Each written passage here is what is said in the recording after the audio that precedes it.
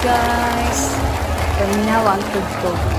Kung sa ato ang pinalanggang Vice President Inday Sara. So grabe kadaghan tao guys. So siya ang gipaabot ana. Naka-lock door na na.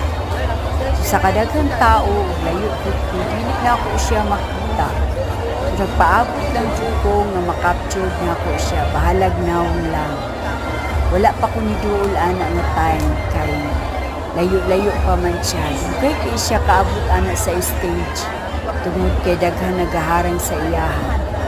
Wala pa ko nakapaselfie ana iya kay nagidaghan pa kayong tao.